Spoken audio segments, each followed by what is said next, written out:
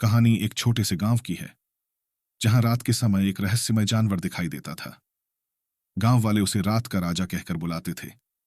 एक दिन गांव के एक छोटे लड़के राजू ने देखा कि रात का राजा रात के अंधेरे में छुपा हुआ है। वह बहुत ही अजीब और रहस्यमय था। राजू ने दिल से उसका पता लगाने का निर्णय किया। एक रात जब चांदनी रात थी, राजू अपने घर से बाहर निकलकर रात के राजा की खोज में निकला।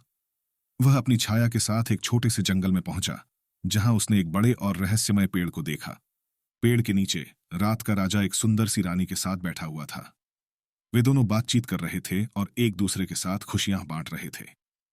राजू को यह दृश्य देखकर हैरानी हुई, क्योंकि उसने सोचा था कि रात का राजा एक डरावना और अजीब जानवर होगा। रात का राजा ने राजू को देखते ही मुस्कुराया और उसे अपने पास बुलाया। राजू धीरे धीरे उनके पास जाकर बैठ गया और उनसे पूछा, आप कौन हैं और यहां क्यों बैठे हैं? रात का राजा ने मुस्कुराते हुए कहा, मैं एक राजा हूं, लेकिन दिन के समय मेरी शक्ति छुपी रहती है। मैं रात के समय में ही अपनी सच्ची शक्ति को दिखा सकता हूं। लोग मेरे को देखकर घबरा जाते हैं, लेकिन मैं एक आत्मविश्वासी और दयालु राजा हूं। राजू ने हैरान होकर कहा, लेकिन लोग आपको डरावना कहते हैं और रात के राजा कहकर बुलाते हैं। रात का राजा ने कहा, यह एक अजीब सी बात है कि लोग मुझे ऐसा देखना चाहते हैं।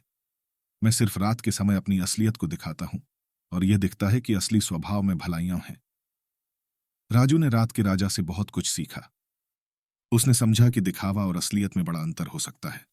वह गांव लौटकर लोगों को बताने लगा कि रात का राजा एक अच्छा और दयालु राजा है।